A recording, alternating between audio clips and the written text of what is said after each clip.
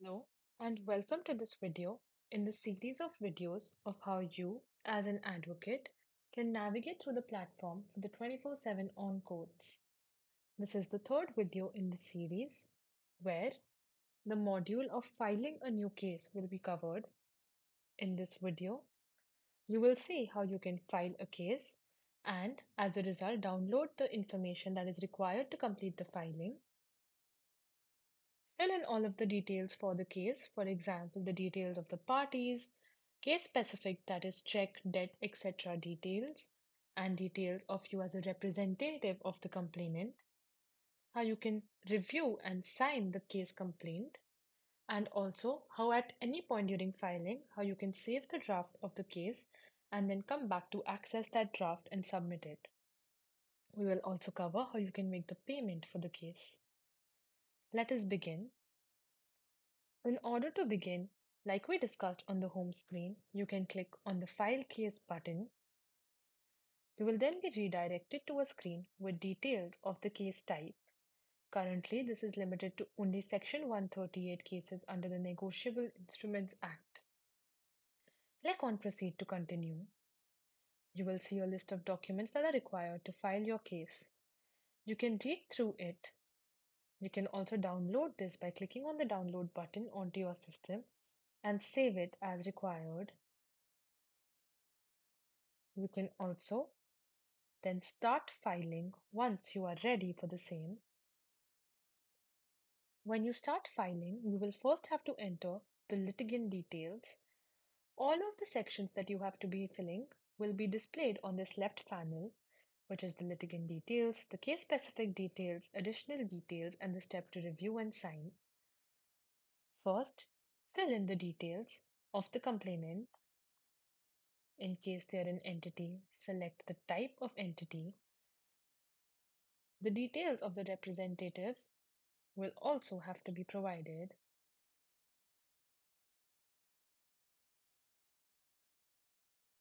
Verification of identity of the user will have to be done.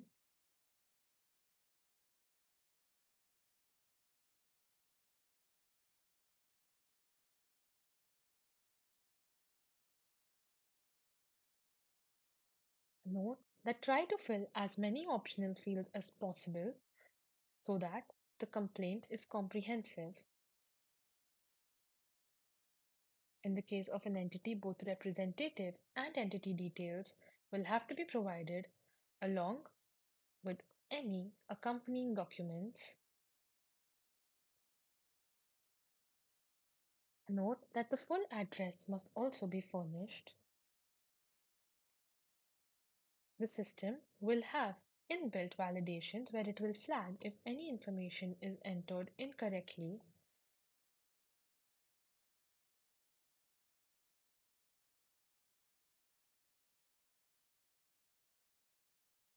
You can click on Continue to proceed.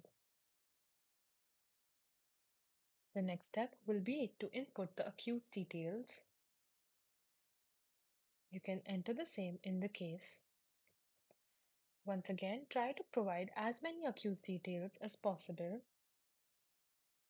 You will have to input the mobile number and the email ID of the accused if you would like the summons to be delivered by these additional channels. Once this mobile number is inputted, you can click on Add and provide as many mobile numbers as you would like.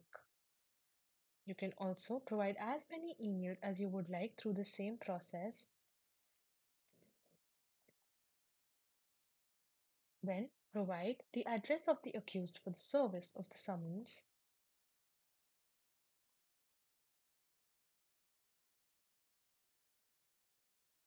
Note that be as comprehensive as possible.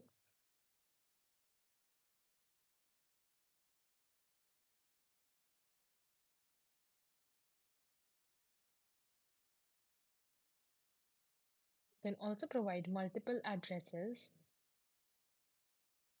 Then click on Continue in order to input the case-specific details. Once again, furnish these details as comprehensively as possible. Upload all the required documentation. You will be able to also delete any attached documentation or re-upload it.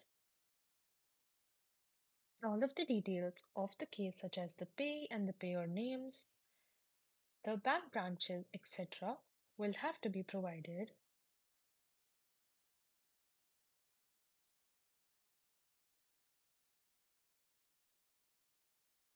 The check details will also have to be provided along with the date of issuance, for example,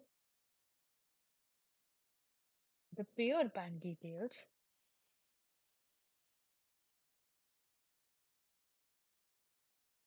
and also any IFSC code and other details,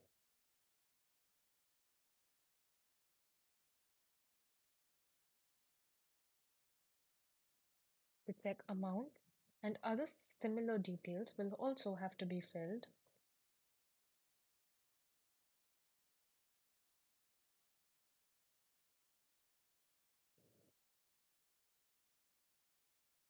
Note that the system has flags. So in case your date of deposit is inputted as before the issue, it will let you know and you can make a correction. Any other additional documents can also be provided.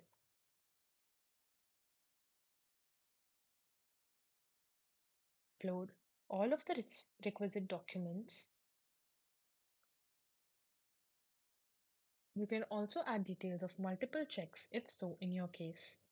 By clicking on the Add Check button, click on Continue again to proceed. You will then have to provide debt details that will also give more context to the case. You can share further details on the debt and upload related documentation if available.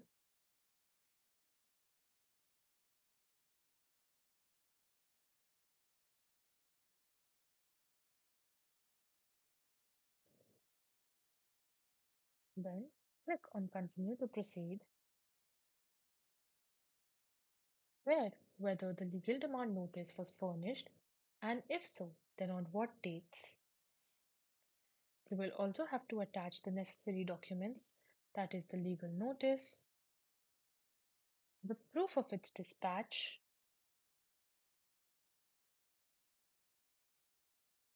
and also if there was a proof of service of delivery and a reply to the same.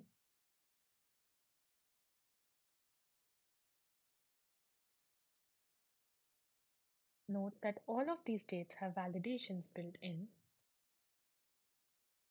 The system will automatically calculate the date of accrual of cause of action and also let you know if you need to file a delay coordination application. In case you are required to file it, you will also have to attach the same.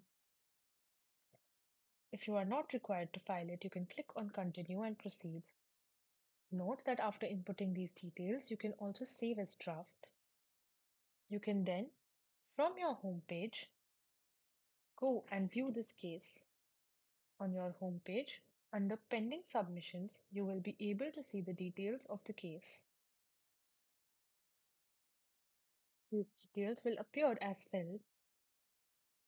You can also use the left side navigation bar in order to go to the section where you left off. Add details for any witness if available. Again, furnish in as much detail as possible.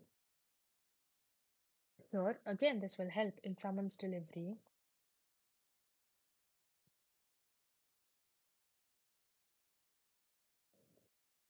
You can also provide the address if available. Furnish all of the valid details.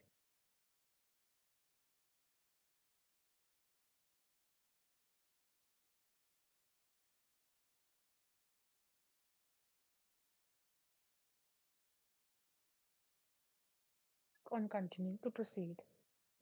You will then have to upload further details of the complaint. You can provide details of whether the complainant is willing to use ADR, upload the complaint contents, and also upload any requisite affidavits. You can then click on Continue to proceed. Your details will automatically populated from all of the inputs that you had given at the time of user registration. You can simply download the template for the Wakalatnama on the platform onto your device, edit it, and then re-upload the same in a PDF format as your Wakalatnama.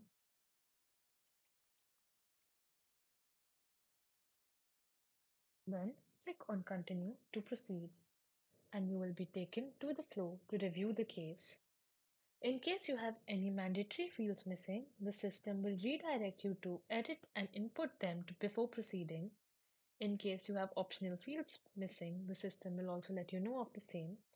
If you have that information available, choose to fill them now. If not, then skip and continue. If you choose to fill them now, you will go back to the relevant screen. You can then review all of the provided information.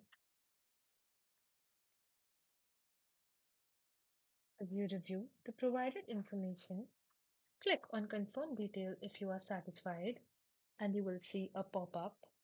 Here, you can either send the complaint for the litigant to verify and e-sign it, or you can upload a signed copy of the complaint with your own as well as the litigant's signature. Here, in case you choose to upload the signed copy, the same will be sent to the litigant for e-signing purposes and can be accessed from their account. You can then close this and go back to your home page to complete any other necessary tasks. The litigant has completed the signing. The same case can be accessed once again, one through the pending task and two also through the pending submissions task. Here in the pending task, you can see the case. Click on it and open it to initiate now the advocate signature. Notice here that the complainant signature is displayed as completed. You'll be able to view the complaint and e-sign it. For this, click on the e-sign button and you will be redirected to an external server. You can enter your Aadhaar number and your Aadhaar OTP that you receive on that number to validate. Once you have entered your Aadhaar number, which is a 12-digit number, click on Get OTP to receive that OTP. Then enter that OTP.